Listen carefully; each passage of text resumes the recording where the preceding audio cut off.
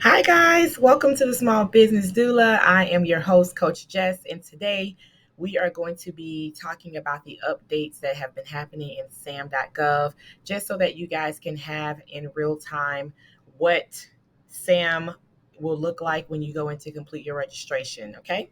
So if you are new to the channel, welcome. This channel was created to empower entrepreneurs with knowledge and understanding of the government contracting industry. If you like what you see and hear, please do me a favor and hit that like button and that share button, and also subscribe and come join our community.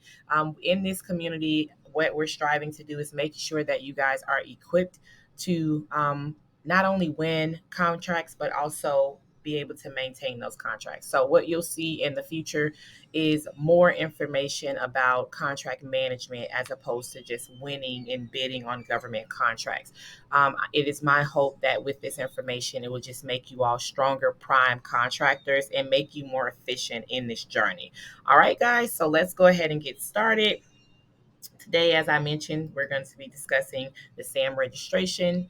And when you actually go into the SAM.gov platform and you have logged in and you've done all of that, the updates come when you go to create a new entity. So when you go in to register that new entity, you're going to see this welcome page that says you're about to create a new entity record. And it's telling you exactly what's going to happen next. I do like this because it allows you to get a little bit more clarity on what to expect. And then I like the fact that they have some helpful frequently asked questions down here that you can kind of go through. They also have the registration guide on here that kind of helps as well. So when you get on this page, you want to click the green button that says create new entity.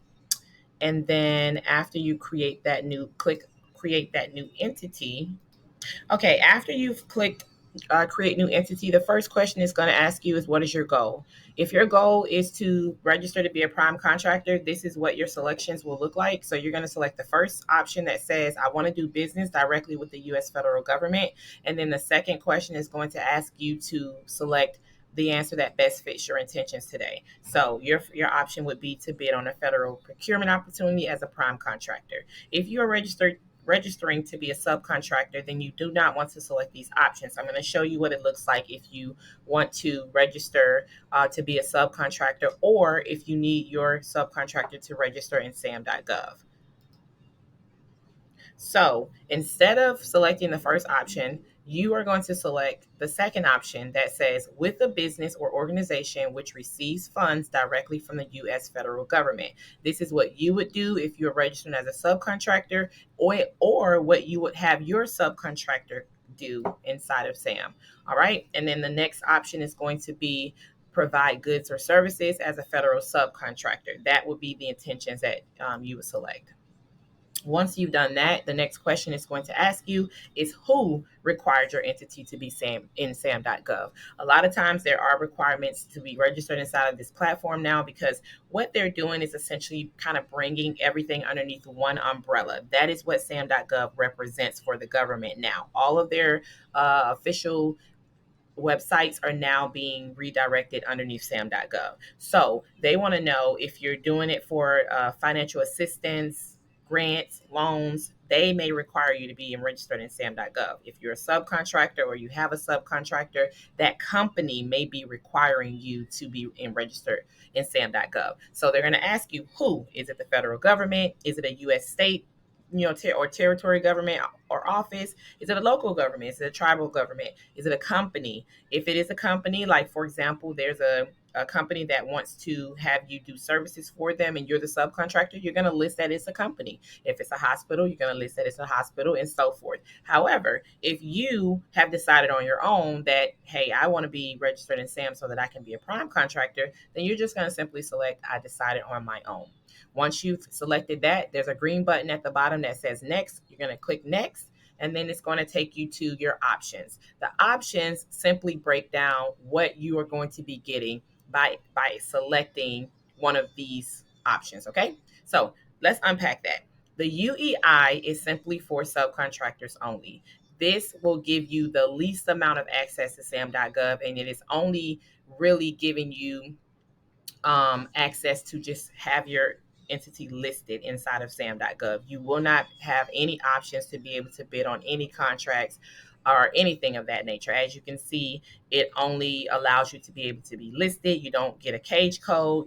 You do have to go through a validation to confirm that you are a legitimate company, but outside of that, no other access inside of the platform. So, and when I say access, I'm simply saying the opportunity to be able to submit proposals or apply for loans or grants inside of the system. You won't have access to that. Financial assistance is the second option, and this is mostly for grants or loans. So your SBA loans, your USDA loans, your HUD grants, your DOE grants, any loans that you have to apply for in the system, that is the option that you're going to choose. It will also give you a UEI. Some cases you may get a cage code depending on if it's required for that particular financial assistance opportunity, but in most cases you will not. It'll also give you access as a subcontractor too, should you end up in a partnership in that way. You'll also have access to receive an award from someone else who is receiving federal funds. And then, of course, you would have the opportunity to apply directly for federal grants or loans. Okay. You do have to go through an entity validation as well as an IRS taxpayer validation as well with the financial assistance option. The last option, because you are intending to do business as a prime contractor, you would choose all awards. All awards would give you everything inside of the UEI and financial assistance option, but you would have the opportunity to bid as a prime contractor. This is the highest level that you can get of access inside of SAM.gov, and it requires an annual renewal, so it does expire every year if you do not renew it in the system. So after you've hit select there, it's going to take you to the next question that's asking, are you registering a government entity? You are not registering a government entity because to register a government entity, it has to be an official organization, a department, or an institution of the U.S. state, U.S. local, U.S. tribal, or foreign government. If none of those apply, then you're going to select no. And then it's going to ask where your entity is physically located. If it's located in the U.S., you're going to select that. If it's not located in the U.S., physically, you're going to select which one applies to your entity. After that, it's going to ask you, do you already have a cage code? If you have a cage code, which a cage code is typically this 5-character alphanumeric, that means that it has numbers and letters in this identifier number, and it's 5 characters, and it's assigned to entities that are within the United States and also in the areas, the outlining areas. So if you don't have that cage code, which most companies don't, especially if you're starting out, then you need to select no. If you do have a cage code, then you want to say yes, and then you provide them with the cage code. After you've completed those questions, it's going to give you a summary. So it's going to say, hey, you will be registering for the following based on the responses that you gave on those previous screens. You're going to be registering for a business or an organization, then explains to you what a business or organization is, and then the purpose of that registration. That is the options that you chose on the previous screen as well. If anything is incorrect, go back. Don't proceed forward if there's anything that has errors, okay? But if everything is good to go, then you're going to go to the next screen, and the next screen is going to be asking you information specific about your entity. The reason that it's asking you this is because on the next page moving forward, it's going to perform an entity validation. So on this screen, you want to list your legal business name. If you have a DBA for your company, list that as well. If not, you can leave it blank. And then you're going to list a physical address that is the primary office of your entity. You cannot use a PO box because the PO box is not the same as a physical address. If you think about the physical address, it's the same address that you listed with the Secretary of State. It was required for you to be able to register your business with your state. Use that physical address to input into this system. To input into this form. And then after you've put in all of your information, you're going to select the next slide, the next screen. I want to address a question that most people ask. What systems are they using to perform the entity validation? I'm going to show you on the next screen, okay? So after you put in all of that information, then they're going to tell you what you're about to do, which is the entity validation that we just spoke about. If your information is not listed in SAM, then you will need to provide official documentation, i.e., articles of organization, EIN. Sometimes they'll take a business bank statement, anything that has officially your legal business name, your physical address, the start year, and if you're a non-U.S. entity, your national identifier, and then also the country or state of incorporation as well. Anything that has as much information to confirm that you are truly a validated entity, you will need to provide that if you're not listed in SAM's platform.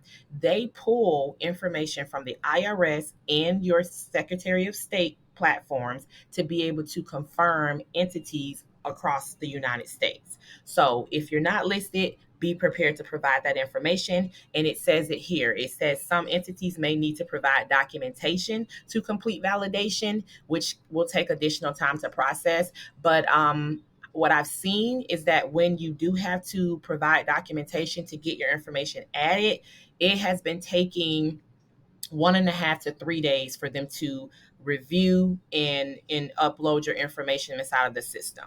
What happens is if you have to provide that documentation, they will open up a federal service desk ticket, which you'll receive communication on letting you know that this ticket has been opened. It's going to give you a time frame, an estimated time frame of when you should expect to have an update on that ticket. And then once that ticket has been updated with the final results, you'll receive an email as well. Once you've gotten that email, it'll either let you know if you need to provide more information or if the ticket is going to be closed because they've resolved the problem. If they have resolved the problem and you can now you can go inside of SAM and see your entity information, then that means you can proceed forward with the next part of registration. Okay. So let's just say your entity is already in the system. I'm going to show you what that looks like. They're gonna take that information that you put on the entity information form, and then they're gonna search it in their system. You will receive a screen like this that's telling you we're searching millions of records to find a match for your entity, and thank you for your patience. That typically takes about 30 seconds, and then it'll populate a list. The list will look similar to this. There's another screen right before here, but I couldn't show any businesses there, so it'll list all of the entities by that name inside of their system. And if your entity is there, you'll select that I recognize my entity in this list. You'll select that entity, and then you'll receive this screen that says, are all of your entity details correct? In this white box up here, it'll have your entity, the address, and any other pertinent information there. You want to make sure that all of the details are correct. If your suite number is missing, if your incorporation date is missing, if the address is old, if your DBA is missing, you want to select no, some details are incorrect, and then provide them with the documentation that they need to update it. But if all is correct, you're going to select yes, all details are correct, and then you're going to hit that next button. After you've done that, it's going to ask you for your incorporation information. So your start year, your state of incorporation, that's where you got your articles of organizations formed and filed with. So it's typically the state that you're in, unless you chose another state for tax purposes. So after you've done that, you're going to hit the green next button, and then it's going to take you to this screen that has confirmed that you validated that entity. In this white box, it's going to show the entity that's been validated. And at the bottom, this is extremely important, guys. This is an option where you can include your entity in a public search. It explains to you what that looks like. So I'm just going to take some time to really just break it down. It says that if you include your entity in a public search, this means that your registration status, your legal business name, your physical address, and other non-sensitive information can be displayed on SAM.gov to any authenticated user. Anyone can authenticate themselves as a user with SAM, and they will have access to this information. So it says if you feel the public display of your basic entity information poses a security threat or danger to you or your organization, you can restrict the public viewing of your registration record in SAM.gov by deselecting the checkbox. If you choose to restrict your information from public view, it will also not be visible to other non-federal entities or state and local governments who may wish to do business with you. Certain programs may require you to be included in public search. Either way, your non-sensitive entity information remains available to federal government users and is available through public data services. Let me unpack that. In simple terms, that means that if you want to do business with the government and you deselect this option, you will still be able to be found by federal government users. However, it protects you from being a target from anyone that has access to SAM. The reason that I recommend this is because in my company, I was targeted because I was listed. My company was listed as a public search. That's where you'll see a lot of spam emails coming to you asking you. They'll try to persuade you that somehow your SAM registration is incorrect, and oh, you need their help to help get your SAM registration corrected. I don't recommend being included in the public search unless you have specific directions or instructions from an agency that you're pursuing that says you have to be listed. But most of them, they can see, all of the federal agency users can see you in their system. It's just that you are protecting yourself from a public search. So make the decision on your own. But I just wanted to kind of give you guys that warning, not to scare you, but to really make you informed so that you can make an informed decision. So if you are going to deselect this, make sure it is automatically checked when you proceed to the next screen. So if you don't want to be included, you need to deselect it, not select it. Okay. So after you have decided on what you're going to do there, at the bottom, you do have to select that you certify that you're authorized to conduct transactions on behalf of the entity. And then after you do that, you're going to select the green button that says receive unique entity ID, and then it's going to generate it for you on the next screen. You'll receive an email. You'll receive the screen next that says, congratulations, you've been assigned the following unique entity ID, and it's going to be listed here. It is also alphanumeric as well. So it'll be listed here. And then underneath here, it's going to show the verified SAM record. That's where your business, your entity will be listed. The year of incorporation will be there, as well as the state. Now, it says that if you now believe you may need to complete a full entity registration, that's if you want to bid on government contracts, then you're going to select continue registration. If not, you can just go back to your workspace and proceed forward. Now, if you're going to be bidding on government contracts, you want to continue the registration. So let me show you what that looks like on the next page. Now, once you continue your registration, it's going to say, okay, you're now registering the following entities. It's going to basically give you the same information again. Your entity name, your UEI number will now be there. The year of incorporation, your physical address will all be there. It's going to ask you then, what is your relationship with this entity? Are you an employee or an officer of this entity? Are you not an employee or an officer? Select which one applies to you.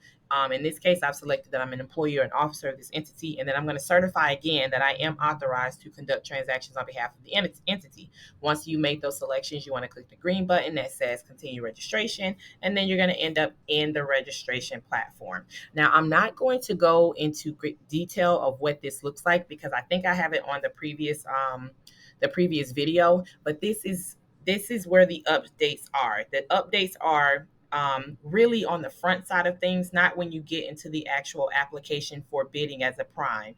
So this is where you will end up in your registration, and you would just follow through each of these core data topics, answer them, get them completed, and then you'll submit your registration. And that is pretty much it as far as updates. I hope that this was extremely helpful for you all. Let me know in the comments if there's any areas that you need me to kind of hone in on a little bit more.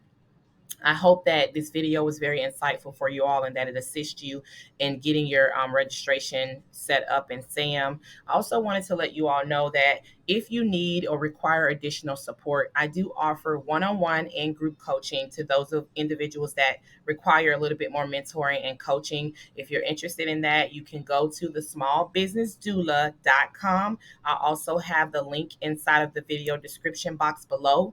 Also, I'm going to be doing a live next Thursday where I'm going to do like a Q&A. So if you have any questions that you would like for me to answer for you, please email them to Jessica at thesmallbusinessdoula.com. I want to be able to answer any questions that you guys may have in regards to contracts. And guys, it can be anything. It doesn't have to just be beginner type questions in regards to government contracting. But one of the mandates that I have been given is to make sure that you not only know how to win government contracts, but you know how to sustain those as well. So that is what this content would mostly be catered to, especially in the future. It's going to be making sure that you know how to do contract management as well, because that is just as important as it is registering in SAM.gov, if not more. So again, thank you guys so much for watching. If you haven't done so already, please like, share, and subscribe to the channel, and let me know what you guys think. All right, until next time, I'll see you later. Bye.